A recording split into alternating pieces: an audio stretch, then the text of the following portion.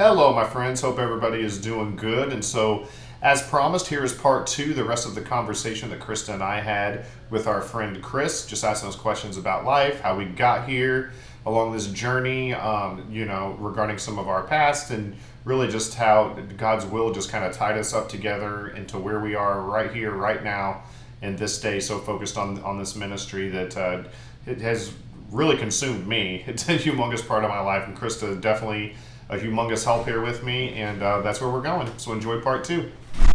Sorry, people. Dude, we could call him on the phone, but he had his driver's license. We lived out in the middle of nowhere in a trailer. Like, we came and went as we pleased. We went to school together and all of that. I was a sophomore, late sophomore in high school, I believe. And but yeah, we went riding our bikes on the woods one day, and we came across this hunting cabin. And it was locked up, but of course we broke into it. And there was 2 or 3 huge bottles of Jim Beam and some Solo cups. And we sat there for hours and just drank all of it. And I was sick for like 5 or 6 days, but I just remember how much fun that was riding the bike, but fun at the time. Right. Like, hey, I can't see straight. This bike's all wobbly. It's just stupid teenager stuff. But that's whenever I finally, like, that's not normal. I mean, looking back, I didn't know, but the 15-year-old should not be able to do that. And, yeah, I mean, I went on some championship level drinking binges throughout my career, and that's when I started liking it. It's a gene that's hereditary. It is, man. Okay. Like, I mean, there was, and we would drink for like days. Like, I would do it for days at a time, sleep for 3 hours, get it, do it again, and all my friends are like, "How are you awake and alive?" I'm like, "I don't know. Let's do it again." We just do it again and again and again. But I would say, and then drinking heavily through high school. There wasn't a whole lot to do in that small little town, so everybody went camping on the weekends or went and hung out at bonfires in the woods, all sorts of people. Everybody tried to get as much alcohol as they could. It was just a small town teenage thing. And Right. so then got into the job force. Happy hours were a thing. I met some pretty, I want to say influential, important people in that area, so I would go to some pretty, I always wanted that. Like, I always wanted to be upper class, like the business management, like hang out with big boys, right? Like, that always appealed to me. And so we started going to all these happy hours. Next thing I know, we were going out 3, 4, 5 nights a week, spending every dollar that I had on it completely. And then when it really started getting super duper bad is whenever I moved here. Like, I was drinking way too much already anyway, more than the average bear.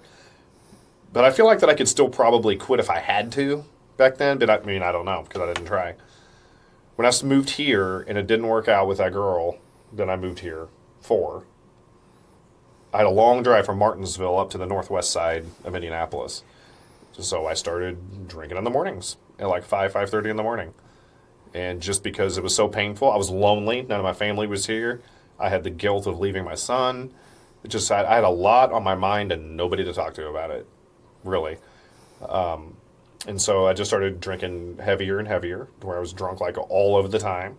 And she didn't even know how bad it was whenever we first met, because I was a very super high functioning for a very long time. Like, I could easily drink as much in a week that most people do in 2 or 3 months and still go to work, still do a great job, still do everything right. And I did that until, well, I just really couldn't. I mean, it took a decade to do that. And so it just got worse and worse and worse. But I'd say, to answer your original question, when did I start? I was drinking more than I should have been, probably around 16, 17, 18. Okay. And just looking back, like, it's a grace of God. Like, I should have died so many times. There's so many stories. There's so much craziness that, yeah. I mean, even when I went in for the diabetes thing, I think I've said this, but normal blood sugar, between 70 to 120, I was at 695. Oh, jeez. And looking back, that's what was going on. Whenever I was sick for 4 or 5 days at a time, I think my blood just like slowly, like it would be spiked up high like crazy, super duper sick. And it would probably come back down to a level to where it was like manageable, to where I could breathe, I could take a shower without wanting to pass out, things like that. And he took a turn, he was no longer a functioning alcoholic either. No, yeah. Like, as soon as he drank, he would turn into like, this is going to sound crazy, but he was like very mean and evil towards the end. People that know me now would not be able to see, they wouldn't recognize me. And it was just a switch. It was the most bizarre thing I've ever witnessed, because it wouldn't even take a lot. It would just be as soon as he drank at all. and it got bad. I think my brain was just at that point to where like my body just finally tired of it. Yeah, because when I got my DUI several years back, I was coherent. Like ironically, I was leaving an AA meeting, and I was fine. I was on the phone with her. I was driving, wasn't swerving, nothing like that. And whenever I got busted, my blood alcohol level was 0.33. Which is like dang near 5 times the legal limit. Yeah, my lawyer even told me, he's like, the only other time I saw 0.33, the guy went into a coma and crashed into a tree. Like, I got out and I was talking to the cop. We had expired tags on the car that I was driving. And I was getting gas. I mean, that's it. And as soon as he asked me, have you been drinking? And I was like, oh. Like, I knew I was in trouble. And so I wasn't acting like I was at a 0.33 that time. There was just so much in my system to where, like, my blood type was Belvedere, basically, I guess. I mean, it was crazy. Like, and to say that, the reason I said that is 0.33, I was still walking around and doing fine. Like, walking the line and all that stuff, nailed it. Like, it was totally fine. So when I blew into that breathalyzer, he did it twice. He didn't believe it at first. Then he asked if I needed a paramedic or a nurse, and I'm like, no, I don't need it. I know I'm in trouble, but, like, I don't need a doctor or anything. And, yeah. I mean, that's just how bad that it got. I was obsessed with it. Whenever we planned on going to lunch together or something, I tried to plan it around a place that opened up at 11 o'clock because that's when you could start buying alcohol, so I could have a guaranteed beer. Like, I would pick Buffalo Wild Wings over Arby's for lunch on a Saturday because Arby's doesn't have beer.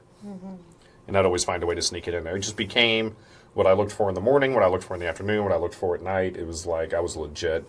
I was just as obsessed with that as I am with this ministry and the things that you've seen me obsessed with. It's that addict personality. Right. That was obsessed with that. Now it's just that psycho stuff's going somewhere else. Well, I think it's a good place where it's going to now. Well, it's in my DNA. I got to direct it somewhere. Right. Like you said, you have an addictive personality and addicted that gene in you, so you have to have turned into personal something. fitness. It turned into my relationship with God. It turned into, I'm just aiming it in a different direction. Yeah. So, Krista, like when he would drink, you don't have to answer this if you don't want to. How would it like affect you, and like what did you see? When he was doing it. In the beginning, I would say in the beginning, I started drinking more heavily with him. Yeah. For me, not like I wasn't drinking in the morning or nothing like that. But she would party with us for sure. I mean, like, yeah. And I had go till 3 in the morning. I had never had that. I skipped that part of my 20s, so I would do that. So that was kind of our thing at first. We were enabling each other. Yeah, we were enabling before each she other. knew it was as crazy as it was. Yeah, and then there were some red flags along the way. One time I looked out the side window and there was like a bottle of vodka hidden behind our air conditioning unit. I'm like, that's weird. So yeah, that is weird. That was weird. That was one of the red flags. No idea how it got there. There were a couple of other things along the way, but when it started getting really bad, and like when I go through trauma, I can't remember every bits and pieces, but it started getting really bad, and he was turning mean when he drank, and like I would say probably like at COVID time, it got really bad. I was about to ask kind of like when that really kind of switched over. Yeah. Because then I went back into working, and he was at home, so he had more opportunities to. I was working from home. Right. He had more opportunities when I was back in work to not be as ashamed because he could just do it. As he would hide it from me. He don't need to know he was drinking that much during the day. I tried to do a ninja about it. Like but I would know. He would start like, I'm not kidding. I would get like 50 berating text messages, and I'm just at work. I'm not even responding. Like it got really, really bad. I don't even remember doing like half of them. Yeah, I mean he doesn't. And just bad. So I don't know, from after COVID until Cinco de Mayo, it just went downhill really fast. And she kicked me out a couple times before that last and final one. I went to an Airbnb for 3 or 4 days after I got that DUI. There was another time I went and stayed with your dad for a week. She's like, you're going to Valpo with my dad, stay gone. Like, we need some time. So I worked from his place because I could work from home. So working from home, I just worked from home 150 miles away. And so, I mean, it was bad for a long time. And that's one thing that I just, like, praise her up and down for is, like, she had no reason to stay with me whatsoever, but she did. She's a very, very faithful wife. Yeah. There was a couple, It blows my mind. Yeah. Like I said, well, first of all, I knew he had a disease. And that makes it really hard. Because you know that the person has a disease, but it's a disease that's taking you down with it. Right. And it was, and my girl's down with it, and that was hard. And the second thing was I knew that within everything in me that when I cut that cord, if I had cut that cord, he would have drank himself to death. And I love him. He's my best friend. So I'm spending that time that he's turning into this person that I don't know. It's like kind of like mourning the death of somebody, but that they're still there because they're like a shell of a person. Like he was a shell of a Brian. Right. He's Brian, but that's completely shifted. But not the one that I fell in love with. So it's kind of like you're mourning that at the same time while you're trying to navigate what to do next. Because it's not black and white because he's physically still there, right? So it's really hard to wrap your mind around what to do. But it was very, very tough. Yeah. And that's what I don't even remember the original question, but there you go. I hope I answered it. I remember how sick that I got all those times, just how miserable that was. I thought for sure I was going to die several times, and I should have. It was just crazy. There's no telling how high the blood got up to. I just knew it was 695 that day. Mm-hmm. I think I did a lot of The reason you didn't. Long before. Oh, I know. I think it has a lot to do with what you're doing now. I wake up every single morning thinking that, like, I am here. I treat days weird. Like, I mean, if you could watch me in the first hour of my days, it's very strange. And she can attest to it somewhat. She's usually asleep. I was just you get up at like 4 a.m. The routine that I have and the things that I think about. And, like, I told her, and I've told a lot of people, like, I treat every single day as, like, day one. Like, I told some friends, maybe it was you and Rick, I think, maybe. It would be so much fun. This would be a fun experiment. For 30 straight days, wake up every single day like it was your last day on Earth. Yeah. Yeah. We talked about that. Just do that for 30 days as an ago. experiment, like write a book or make a movie or whatever. And but yeah, I try to treat every single day like that. As like, I should not be here. I am here. There's a reason for that. And so, like, I'm going gung-ho crazy on the goals that I have set up. Mm-hmm. On I want to win at everything. Like, and it's the people in my life that I love that are trying to slow me down a little bit and, kind of tell me to pump my brakes. My wife, my pastor, just all of that. We talk about it. And, a lot of us do struggle with that. And it's just, we need to learn how to temper that and just know that God's got his timing to just chill. But I'm just so excited to be alive. And I'm also excited to know that God uses every single person on this planet. Everybody has an amazing, amazing, awesome plan for their life. Yeah. It's just that I think it's very, very few that seek it. Mm-hmm. And all you have to do is seek it. Yeah. Every single day. And so I spend the first part of my day just being like, show me what to do today. Show me what to do today. And it doesn't take long for me to screw it up most days. But I just treat life differently now because of all of that stuff. That's good. Yeah, I know I kind of went on a tangent a little bit. But No, you're fine. We truly experienced a miracle because within that week before of Cinco de Mayo, the last time you drank, a little over 2 years ago, right? Or 1 year? No. A little over 1 year. One year. 1.5. About 1.5 years. 482 days. That was a question. Within that week, the girls had called the cops on him one day because they were scared. Her and I were fighting, and it Cops was had come to the house. I mean, and that was like they had never done that before. That was crazy. He went and was drinking again, and so it was already nuts. He's already sleeping in a separate room. Went and drank again, and he knew that I had known that he was drinking. So when I got home, he knew that I knew right away. So that when he got defensive, took my Jeep, and took off in it. That was the last bender. Mm-hmm. I kept him locked out all night. Yeah. Because my girls were home and I wasn't. And that was earlier in the day too, because I stayed home from work. Yep. And if you remember, I looked because I don't remember that day. Where you looked back on Google Maps, you can see where you've been. Yeah. And I went to the west side of town, drove around Michigan Avenue, no clue why, for a couple hours. Got almost to St. Louis, and came back, and remember none of it. Wow. Yeah. And in the meantime, I had read this book. That was May It's 4th. called Codependent No More. So I was in the middle of reading that book. Very good book by Melody Beal. That for anyone who's dealing with anything similar. And I knew that I could not control that situation anymore. I had to let go. But what I could control is my boundaries and my girls' boundaries. And so that's one of the reasons, like, you're not coming back here tonight. My boundary's up. If she would let me in, even it though wouldn't he have had ended my like, Jeep, he could have gotten no WI. All those things. don't know how I Like, didn't. here we go. He could get into a car wreck. He can, but codependent no more.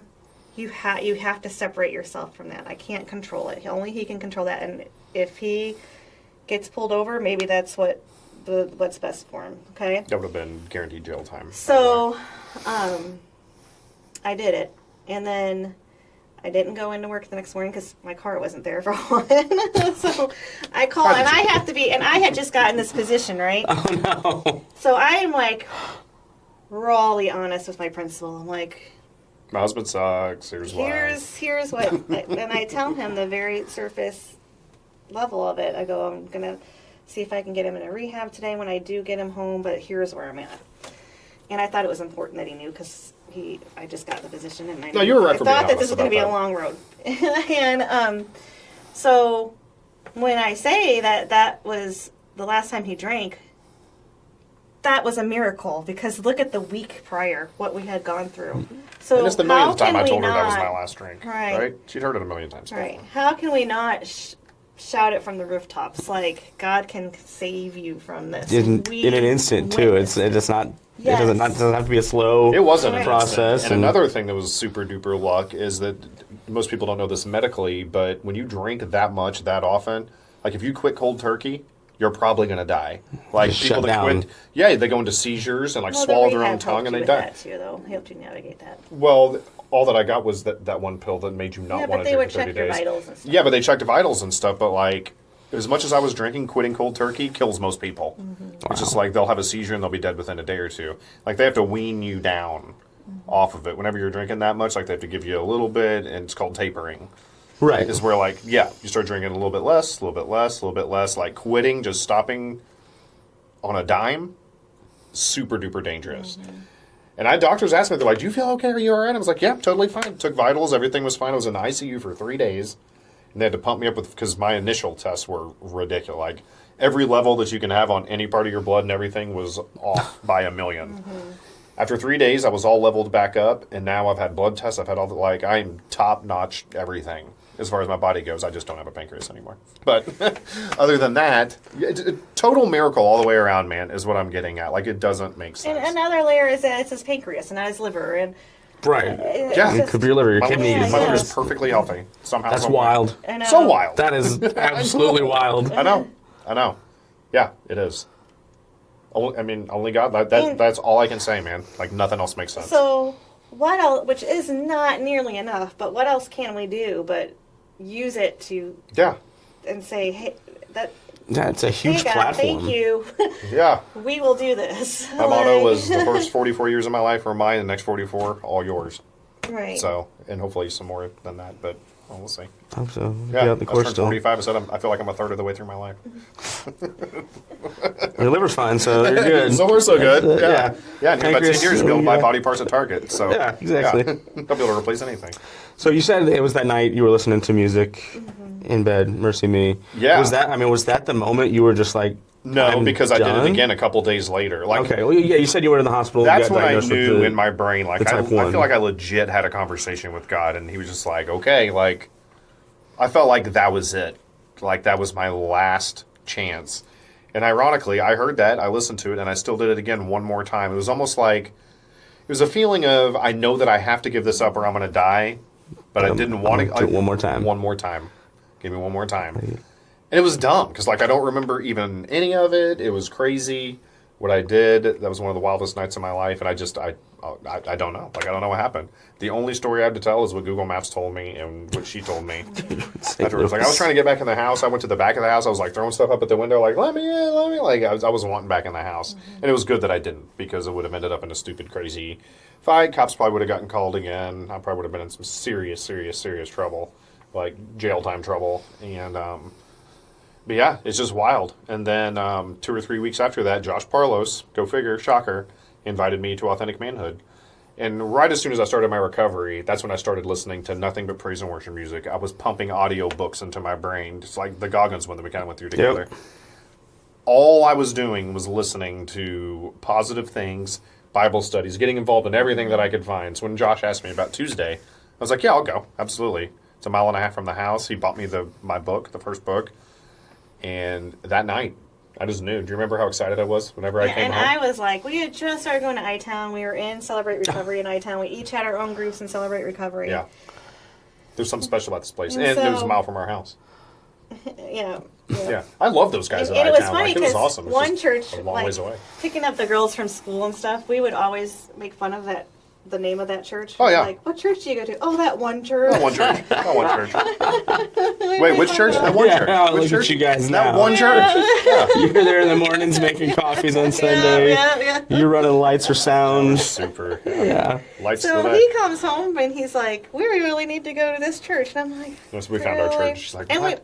Yeah. again, we're still kind of we're still not in the best spot with each other. No, it was like 3 weeks Yeah. over, man. Yeah. I'm like, really? So he's like, Just just me look being up the stupid website. again. So then I look at the website, and the pastor looks like he's 12? 12. Yeah. Shout out to you, man. I was gonna say this one's Then for I look you. at the circles, and some of the leaders look Get a young. baby and I'm face. like, we're too old for this church. She really did ask me that. She's like, "Are you too old for this church?" I was like, "No." It's like there's a mix and match. It's very diverse. I feel good. Yeah. I need to go.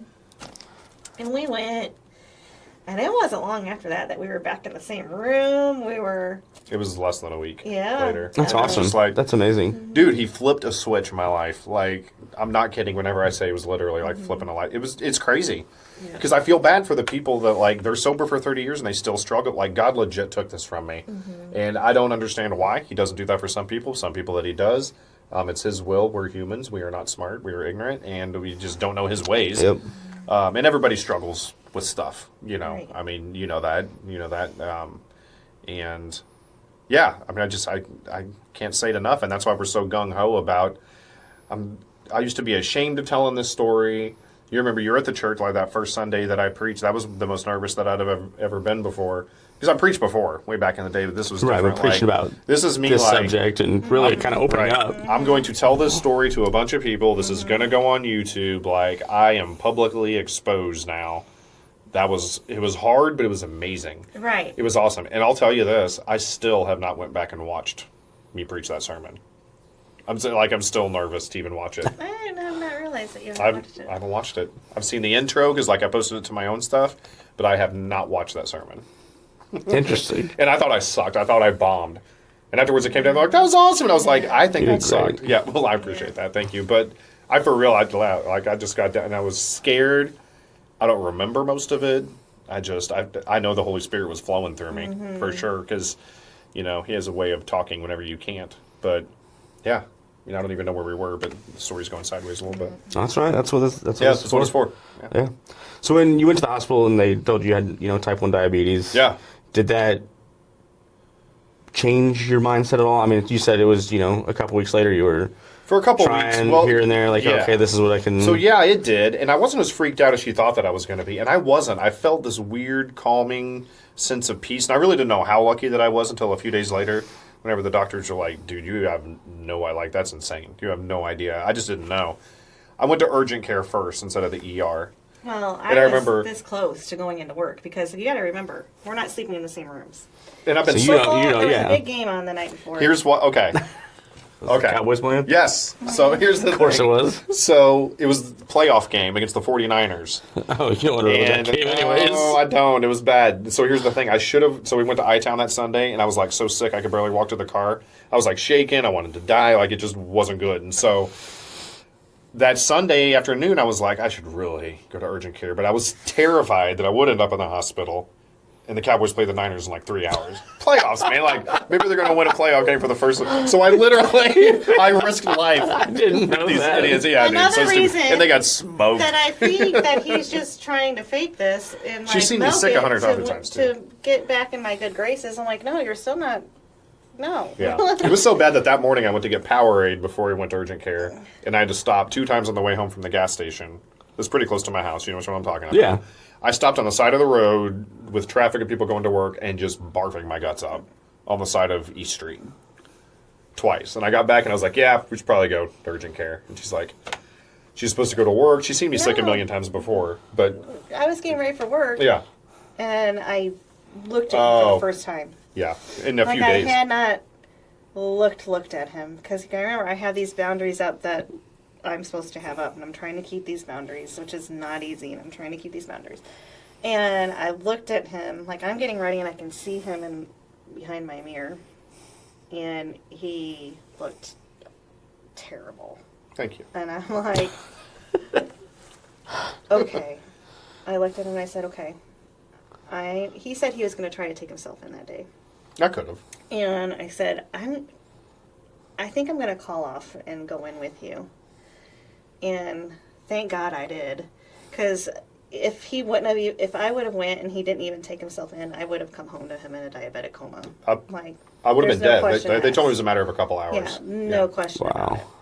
So we're at this urgent care. We go to the one by the new one it's not even a full hospital. The one right by the middle. The roundabout on 31. 31. Westfield, high school. the Riverview. Yeah, They're thinking. by the, yeah. I don't know. Smallest hospital. It's Like, maybe they'll give me some something antibiotics, maybe give me an IV. drinking, Whatever. I thought they'd just give me an IV and I'd be there for a few hours and I'd go home. So the two doctors come back in. I'm like, oh, this. I was so messed up I didn't realize. I was like, hey guys. I didn't know what's going on. And they tell us his blood sugar is at this. We're going to take him by ambulance over. That was And urgent then care for the 5 nurse minutes. comes in shortly after, and she's like, here's where he's going. I want you to know so that you can go home, do what you need to do, and then you need to get over there. And it says intensive care unit, ICU. And I'm like, oh my goodness, he's going to ICU. This is bad. This is bad. I thought I might die. Like, once they said that and all that, I'm like, they're putting me from one bed to another, and there's nothing like laying in an ambulance and looking up at the roof, just like going down the road. You know what I mean? Just like, that's not an awesome feeling Yeah. at all. So that's. But yeah, they checked my blood, and then they came back with 2 of them. I was like, yep, you're going there. So, looking back, I would have saved a couple $1,000s without the ambulance ride. Right. We would have just went to the. Right. Hindsight, right? He's gone straight. But to anyway, the it took them ER. 3 days to get me leveled back up. Like, if you look at all the blood levels on a blood test, you see potassium, like you see all the, you see all the different ones. There's normal in the middle, and most of mine were either off the charts high, off the charts low. Blood sugar was insane. 3 days later, And they're coming in top-notch, and been the same ever injecting since. him like every hour. Oh, yeah. And I was He terrified of is needles just- before that day. Now I don't care. They eventually can't Needles in find my a place to put things. I mean, Yeah, they were running out of places to stick me. it was bad. Yeah. And so I got out of that, and I felt good. I was like, okay, well, I was given a second lease on life, all of that, and then it's just I still couldn't let it go. Like, and I was getting closer to God. We were going to I-Town. I felt like that relationship was starting to form, but it was just one thing that I just couldn't let go. And I was like, well, I can still serve God, and I can still do this, and I'm just going to try 1 or 2 of these little shooters and just see what happens. And at first, I was like, okay, no big deal. Because I've got this monitor. I can see what my blood's doing. Gave it some time, looked at it, and I was like, oh, I'm okay. I'm okay. And then I just started binge drinking again, basically immediately, because, that's one thing they even talked about in the meetings a lot was a lot of alcoholics, they get jealous of dudes that can go have 2 beers and go home.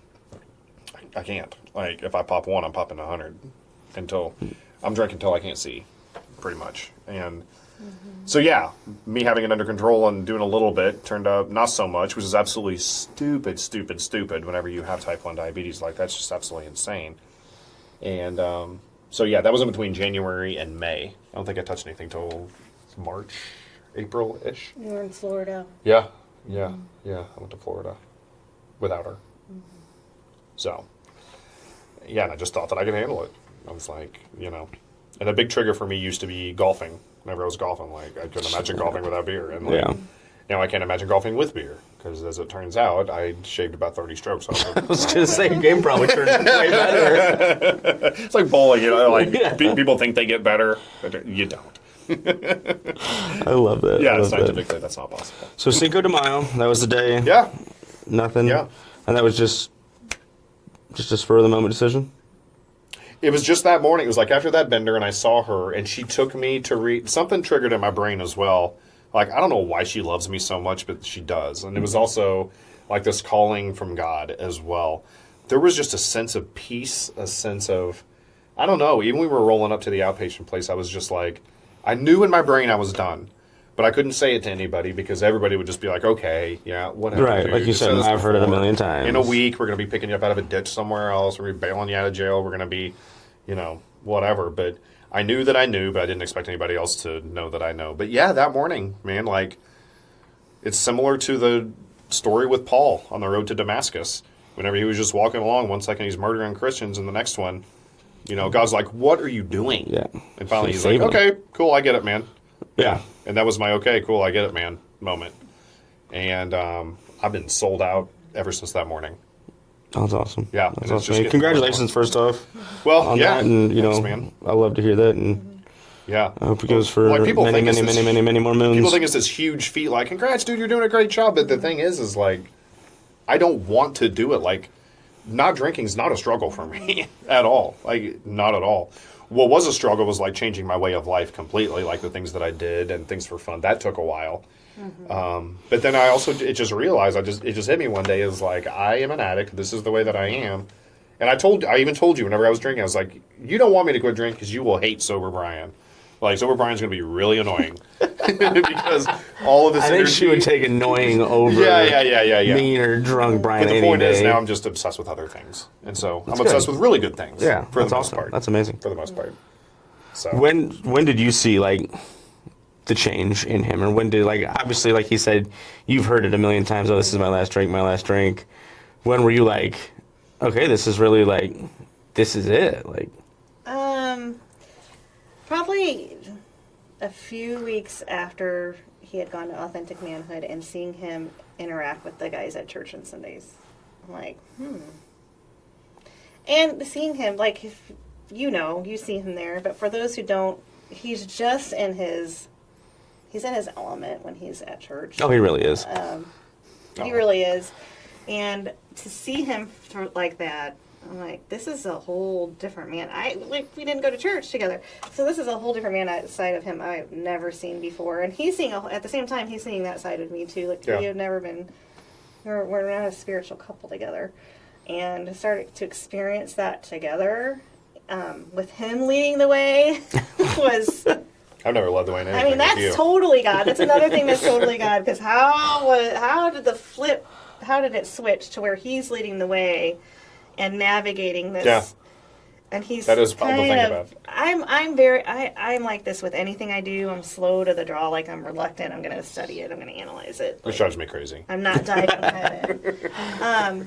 And we had these group of friends, and now because you have this problem, and I'm going to walk away from our friends, I'm going to have no friends for a It was little hard bit. on her because her life had to change too because Yeah. mine did. Right. Right. Yeah, Right. but it just made me value her even more. It's just because, Right. like, I don't know, you change your entire life for me.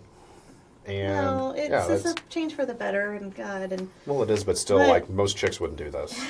I'm being real. that's Like, not true. they would have divorced me 10 No, times by now. you gotta give yourself more credit. Thanks. But no. yeah, I would say, like, after a few Sundays and seeing him in his element and around the other guys, and just I'll tell you this. I feel like I different. was born to do what I'm doing right now. And I think you are too. Yeah, I think Honestly, I'm doing. I think this is your calling. Yeah, and I'll tell you why 100%. I think that, and I preach this all the time, is that the Bible's very, very clear about Jesus coming that we may have life and we may have it more abundantly. And it's also very, very clear that, like, if you seek his will and you seek his face, you will live the life that he designed you to live. Like, if you just seek after him, he makes a promise. If you seek him, you will find him. So when you start off every single day, and we haven't really gotten to that, I've talked to you about it, and some of the other guys, but, like, at the beginning of my recovery, I would just put on earbuds, and I would just, and before I was even listening to music when I was doing it, I would just go walk for like an hour and a half, 5, 6, 7 miles, and just talk to God like he was standing right next to me. I pretended that he was in my car. I pretended he was going on these walks with me. And I, for real, talked to him more than I talked to anybody in my life. And if anybody would have seen me, they would have thought I was crazy. But my point is I was for real seeking him. Right. Like his will, like, what do you want me to do? What do you want me to do? What do you want me to do? And when you do that, you start living your life the way that he designed you to live. And by the way, it may seem fuddy-duddy and it may seem boring, but he also promises that is a very exciting life, and it is. I mean, I've seen the excitement in you. I've seen a complete transformation in you Yeah. from when I first met you. I mean, just these past couple months, you starting, C2P, and Yeah. I've seen just the fire in you. Yeah. Yeah. And it's awesome to see, and like, he That's is awesome. To experience always- I'm from glad you. you see that. He's always had this natural love for people. Yeah, I love people. Oh, I know. Even when we were regulars at the bar, like everybody, he could make everybody in that bar feel like. And this guy's belonged. one of the people that doesn't know a stranger. Right. He He's does getting in the not line know like a an amusement park, stranger. talking to the person He behind has you. no judgment on anybody. I don't judge people. How, No. how can I judge anybody? Nothing like that. Like he treats whoever was in that bar at the same level, just like he does at church. And like to the point where this is a funny story, so I'm gonna say it. To the point where like one point, like I'm like, do we have to make friends with everybody that comes to the bar? Because we're like helping these people move that we barely know. And we show up to their house, and they have not like we think that we're just going to be helping load boxes. We get to this house, there is not a single box packed. Dishes in the sink from the night before. Dishes in the sink from the night That's before. the worst. They were not ready And to he this. gets the us into this. I'm like, so that has always been inside of him. So now that he gets to do it in a ministry setting is just. I thought about that even this morning because all these people coming in and he's fist bumping all of them. Let's say it's And I'm like, like, you got coffee, you got coffee in one Right. hand, fist bumps in the other. Everybody. Else. And I mean, it's everybody. You included. Oh, I know I was. You don't even care how old, how young. I don't care. Man, the 5-year-old boys, the 80-year-old men. You are just, and From that's Gus him. to Phil. Yep. Everyone in between. I'll Yeah. speak English, man, Yep. because I'll talk to anybody or anything. Yeah. So to see, you are definitely, that is drilled inside of you for this purpose. Yeah, I agree. I And mean, it's God always, made me for that part's reason. always been there. Like, Yeah. I don't like going to Kroger with him because all the workers know him and I want to get in and out. Yeah, he says he knows them by name too. He doesn't Yeah, even yeah. need the name Without tags their name anymore. tags. He just. Don't even And I need it. don't want them to know I'll that legit when, know him by when name. I'm there without him that I'm his wife. Because I do not want to talk to Comes Brian's everybody at wife. Kroger. Yeah. Hey, how's Brian doing? Not She's like, I don't nothing care. against You're people to who get work at milk. Kroger, but I just want to get in and out of the store. Leave me alone. Here to get some Get sodas. milk. I want something to drink. Oh my gosh, I love that. I love that. That's good. Anyway. Let's see here.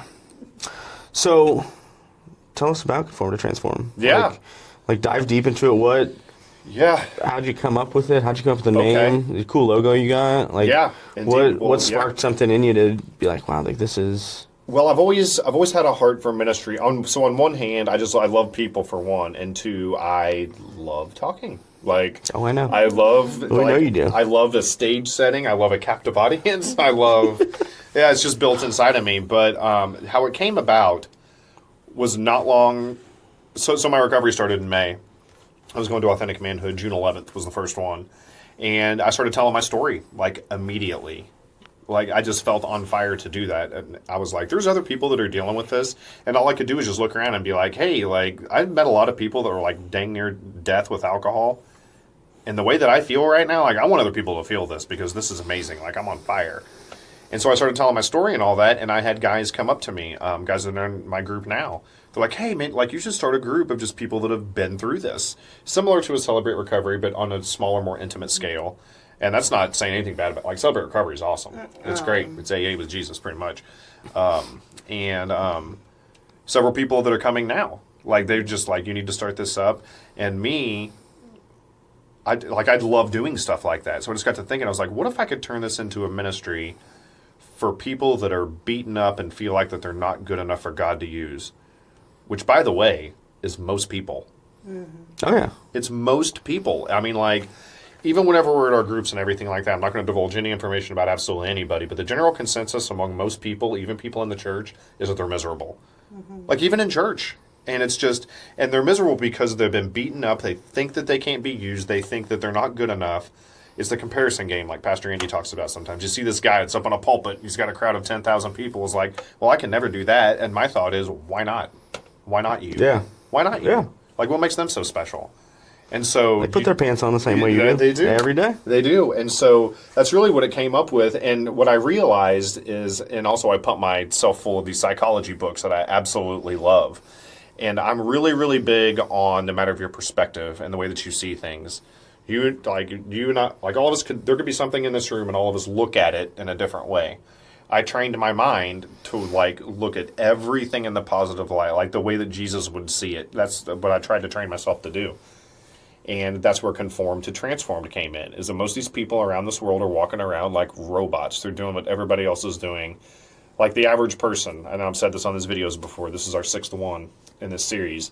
But if you ask anybody when they wake up in the morning, it's like, what are you doing today and why are you doing it? Nobody knows. They're just trying to get through their workday and eat dinner and get to bed and then do it all again the next day. Like there's no Go to work purpose. to pay my bills. Right. Come home, eat dinner. People watch are some lost. TV, Like go to sleep and do it again They tomorrow. have nothing to be excited about. wait for Saturday. But us as Christians, what we have to be excited about is Jesus gave us one job: to love other people more than we love ourselves, and to seek His face every single day. And when you do that, you're going to live a baller life. Like it's going to be amazing. It seems stupid on paper. It seems really, really boring. Like, oh, I can't party my face off. I can't do drugs. I can't, just go have promiscuous sex with thousands of people. I can't. But in the end, like this life, I've never been dude, I'm having more fun than I've ever had. I love life right now. And from the outside looking in, if you're not a Christian, you probably think I have the most boring life ever. But I don't. Like I have an awesome life. And, You're always on the go. And what I want other people that feel defeated to feel that, because I think one of Satan's biggest weapons is making people feel like absolute worthless losers and distracting us with social media, with TV. It's way too easy to lay down and watch 8 hours of something on Netflix. Oh, I say that because I do it. Did it last night. I know. I say that because I do I it. sat on my iPad for 4 hours. But that's awesome because when you're doing that, there's some stuff that you probably could be doing for God that you're not. And He's not calling us to go, put on a monk's robe and just like do this stuff 24/7. Like He gives you a very, very fun life. So transforming is what I did with my mind. Like I chose to see things from a godly lens instead of a what makes Brian happy lens. And ironically, the God lens is what makes Brian happy. Right. Which is It is shifted weird. into. The kingdom is so backwards, and I'll be doing another video on that. I have a million ideas. Like I have a journal in my pocket right now. I write stuff down all the I time. mean, you tell us every yeah, it's Tuesday. crazy. You always have it on you. You open it up and you start jotting down notes. stuff There's down. one of these favorite songs that my mom would sing a lot at church for solos, but churches used to do that. Oh yeah, I remember that. And it was awesome.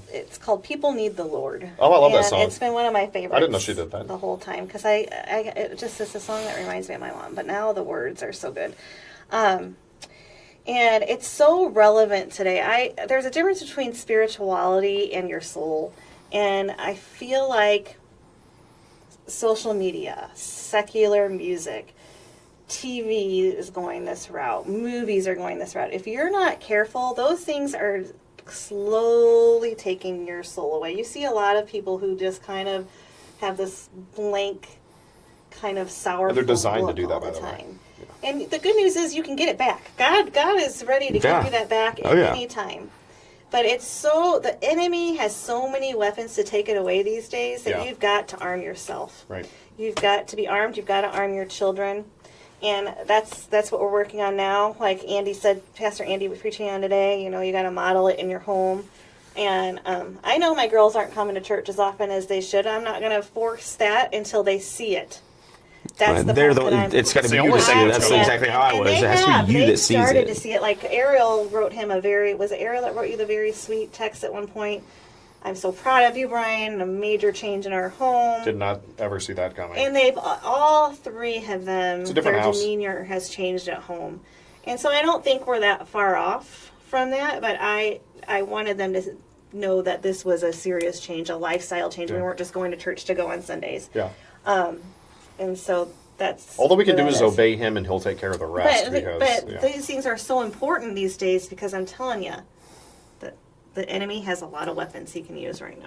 Sure does. And Without as you you knowing he's see using it- weapons is the worst part. So at the same time, I think people are getting so desperate for answers, so desperate for something that fulfills them, Yeah. that there is going to be a drove of people coming back to church just to look for answers. You can see a revival coming. A I feel like. revival. I firmly believe that with all my heart because it's gotten. People are hurting. People are hurting. Everybody's depressed. Everybody's sad. Like everybody Yeah. feels hopeless. And it's Anxiety, just- like it's just a, anxiety's through the roof down, on it's just a everybody. down, It's crazy. it's just a down, I know. kind of trodden world Yeah. Right. right now. It really is. Spiritual warfare is real. It It's is. very real. Yep. It's very real. So, tell us about like what's going on with Conform to Transform Yeah. now, and like what the future is, what you hope to Sure. get out of it. Yeah. 5 years down the road. Yeah, man. That's a great Some question. big building downtown Indy. I would hope so, but I don't know where God's going to take it. So here's all I know is this right now. We're telling our story every single week, and I love producing these. These are fun. I love doing the shorts, hanging out with you. This is fun. I've got a list of like 50 people I want to do this with, but I know I got to go slow. Like that's something that God's working on with me right now. Honestly, Can't is just keep pumping out slowing down podcasts every but day. it's hard, yeah. And like I don't want to slow down. Right, I know that. want it I all know. right I know now. the fire you have in you. Like want it all right you now. want just to Like- get it all out there. Yeah, I'd do 5 of these a week if I could. Like I'm writing a book right now about this, and I hope to be awesome. done with that by the end of the year. Yeah, it's just like I'm obsessed with it. And where do I see it going? There's a Thursday night circle at our church that you know about, and circle are small groups, and it's for, as of right now, it's for people recovery, addiction, things like that, which is super important. But I also wanted to expand into this becoming a winner when you feel like a loser. Like everybody was born to win. And it sounds stupid. It sounds Tony Robbins-ish. It sounds, but I also love that stuff because I firmly, firmly believe that God has built us all to win if we follow Him. And I'm super passionate about that. And so our circle on Thursdays is growing by a little bit. We have another couple new people. There's another one that you know, another one that I know that is growing. And I'm hoping with these videos, just getting our story out and just showing people that, you know, there's a lot of people who are just giving up. They're like, I'm too far down this rabbit hole. I got to drink too much. I'm never going to be able to stop this. So I'm here to show you that, yes, you can. I mean, you're living proof. Yes, you can. Yeah, and that's what I want my story to do. And it may bring 2 people to the Lord, and it may bring 2 million people to the Lord. I don't know. But that's what I want to do, and I want this to grow bigger and bigger to where, we fill up the sanctuary on Thursday nights with people. Instead of the lobby. And I've got a lot of friends that I've been networking with. I'm looking for every speaking engagement that I can, go get in front of people, whether that would be at a jail, whether that would be at a high school, to like talk to those kids and be like, hey, like, because do you remember in high school they brought the people in and be like, don't do drugs, they're dumb, like I'm living proof, and the I whole think- time you were like, all right, whatever, dude. I Like, think Westville brought in someone who like yeah, killed and- someone in a DUI. Like, yeah, and you just don't. Yeah, but you don't care whenever you're that age because Right, you always you're think like- it can't happen to you. And then you're like, cool. Yeah, It's an hour outside class. Like, but I don't- guarantee, out of all the people that were saying, "I don't care," that sounds stupid. He reached somebody, and even if it's one, that's our church motto, right? For for the one. So yeah. yeah, I just want to reach the one at a time Yeah. until it's in the hundreds of thousands. Like I envision this in my head, the visions that I have, and I dream big, but Well, it's good. I expect this to be enormous. Yeah. Yeah. So we started with Brian just being the only one going on Thursday nights. And then, really close to each other, God made it blatantly obvious. No, we need women involved too. Like, we didn't hear him the first time, so he, Yeah. There's some stories I can came tell back you the about second that. time and said, nope, women need to be involved. So we're trying to navigate what that will look like, but we're both going on Thursday nights. We will both be there every Thursday. Yeah, 'cause there's So some- I know God there's some is women that are opening coming. doors for it and is going to bring people there because Yeah. we've had to pray on that and we're trying Yeah. to navigate what that So looks where's it like. 5 years from now, Chris? I don't know. And honestly, I don't know where I want it to go. All that I know is that we're doing this one right here, right now, Yes, sir. and we're going to do another one next weekend. And I don't know what that's going to bring. And I'm going to do another one the week after that, and I don't know what that's going to bring. And this may never turn into anything. This may turn into a group of 12 people, or one of these weekends it's going to pop, and it's going to just be enormous. But I'm ready for anything. I'm just here to tell my story and to just let people know that God can actually absolutely save your soul. You're not too far gone. You're not too far lost. Not only can He save your life, like He wants you to thrive. He just doesn't want you to just be alive and like, thank you, God, I appreciate you for the day. Like He wants you to win on a you to massive, thrive. Yeah. massive level. Yeah. Yeah. He Like on a wants you to massive thrive, level. and He chose us to bring more people to Him, which I think is a powerful Yeah. thing Yeah. to think about. And He uses ordinary people. And we talk about this all the time, but people, I don't know why they don't fathom this. It's like the Bible is full of losers turned into epic winners. Like Yeah. all over the place. The Look 12 at 'em. disciples. were Look at the disciples, dwarfs, dude. exactly. Like those were not like, in our mind, what Jesus would do is He would come here and go to a business meeting and pick 12 CEOs, like Right. super Oh, I'm picking the important popular, important. people. He picked 12 doofuses. Yeah.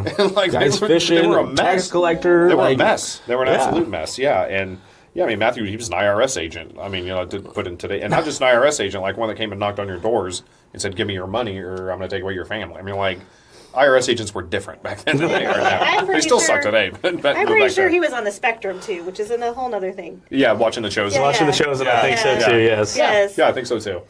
I think so too. But yeah. So it's like They were all everybody. unique. But yeah, He my chose point everyone. is, my That's point what is, I'm if you feel saying. like a loser, good.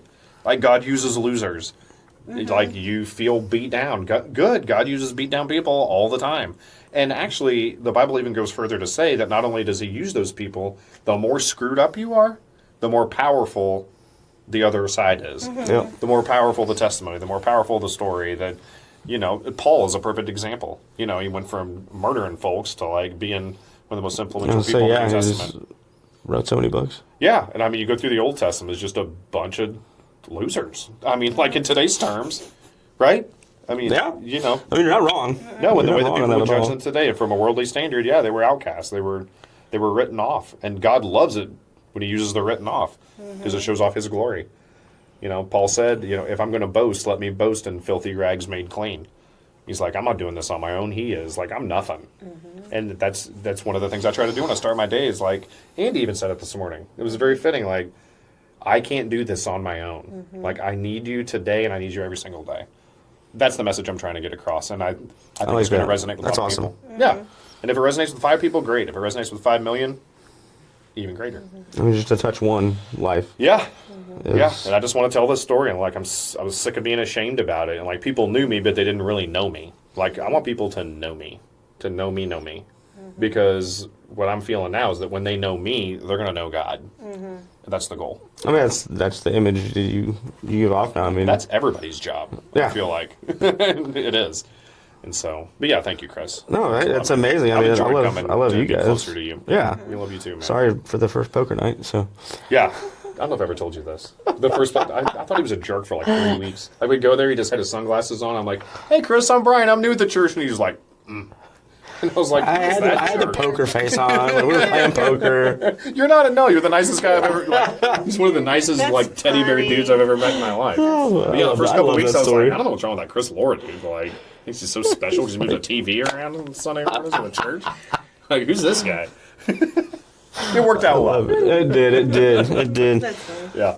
So what about like in personal life? What do you guys got coming up?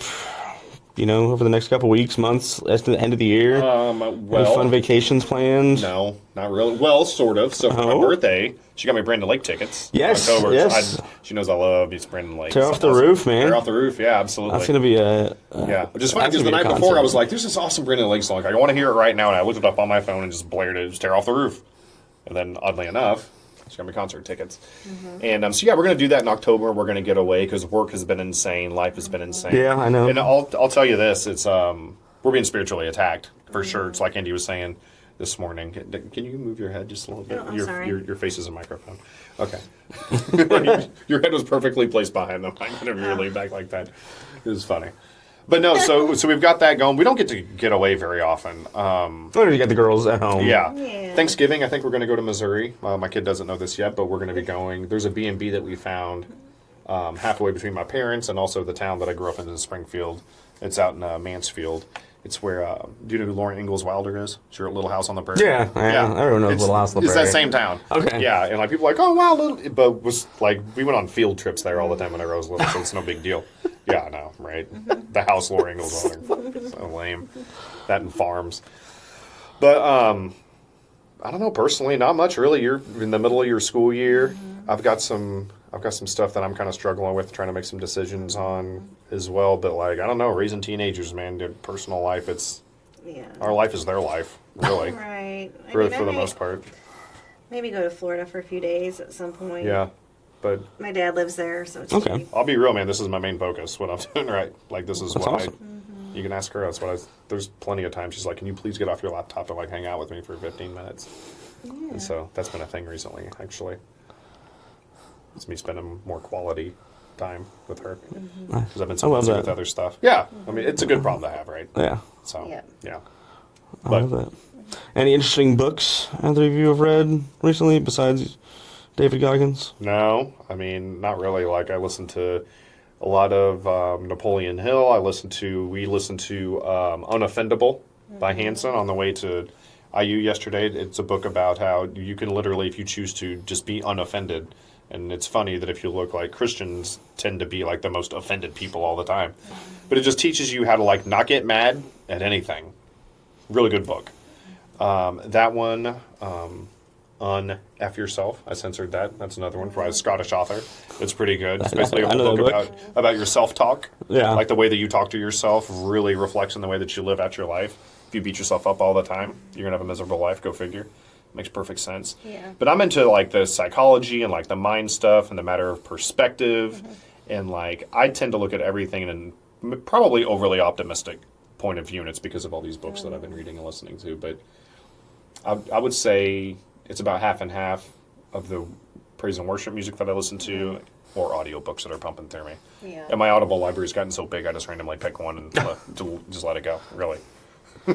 It's nice. Just put it on the car. So, Sitting. like I mentioned earlier, that Codependent No More is a must if you have a child dealing with addiction, spouse dealing with it, parent dealing with addiction, anyone in your life dealing with addiction. Yeah. Please read that book. It's pretty good. Been reading Psalm. That's our Yeah. church thing right now. It's a homework assignment. Homework assignment from our From our pastor. pastor. And I've had to read a lot of things for work lately. The way we teach reading has shifted, so a lot of my free time's been devoted to that. Sounds like we're really awesome reading. I was gonna say it sounds. Sounds But terrible. We got a new devotional. I'm a nerd about it. We got a new nerd out. devotional yesterday that we're going to crack open. Yeah, we did. Called Extreme Marriage, right? Is that what it's called? We Nice. did. We absolutely did. Just came yesterday. Yeah, indeed. So I think we're going to crack that open probably tonight, Mm-hmm. actually, and get that going. So yeah, I read a lot more than she, but I don't read a whole lot. I listen. Audible. I mean, Audible is I'm in the car all the time. great, Audible's my yeah. jam, man. Yeah, like I'm listening to, I'll get through 10 or 15 books in a matter of a couple weeks, and I don't have to read them. I'll just soak them in. I usually have to listen a couple times to get it again because you're driving, you got to pay attention, right? But I hope so. yeah, but I'm always listening to something to try to make my life better. And I'm a huge praise and worship person. I'm just worship music is my jam, so I listen to I a love lot it, of too. worship music on the way. We got a good set next Sunday. So. Yeah, awesome. Yeah. Good. Well, Chris is in the band here. For those of you that may not know it, yeah. Shout out to Chris, bass special player. Anyway, No, that's awesome. I appreciate you guys sitting down, yeah. Yeah. answering the questions. Yeah, it was and, weird. Instead being of us just open talking to and each other. vulnerable. Yeah, and we didn't know those weren't bad. No, not bad. I at all. told you I was going to ask any bad ones. I mean, there's nothing saucy about this. No. No, I wasn't going to do that. I know. I knew you weren't going to get too crazy. So, anyway, anything else that you wanted to add towards the end? No, I think a little bit more of our story came out today. I'm excited Yeah. about that. I Yeah. hope that it touched somebody, and please, please, please, please reach out to us anytime. Yeah. We'd love to have you, whether it's Yeah. on Sunday mornings Yeah. or That, we have a ton of small groups and circles as well. So, like, whatever you're going through in your life, there's a group for you. Yep. And and I'll just mention again, like I said, the links will be below. But there's been people like, hey, where do you get our podcast, et cetera? We have all sorts of stuff. I would say our YouTube channel and the podcast is probably where we get most of it. The podcast more for people that are driving and want to listen, that can't watch videos when they're driving, obviously, or can't sit through an hour and a half because we've been going for a while. We might have to do today. this in 2 parts. we have. We'll Yeah. release it in 2 parts. Yeah, maybe. I don't know. I might do the Part whole thing. 1 and 2. No, I like part one. Part one of one. I don't know. We'll figure it Part out. only. Yeah, part only. Exactly. But anyway, Chris, we really want to thank you for doing this, man. All right, it's an thank honor. you Thank so you guys. much. Seriously. Yeah, we'll do it again. I love you both, and Yeah. Do it again. yeah, for sure. Yeah, and maybe you'll be more rough on us next time. I'll do that. All right. Thanks, guys. Bye.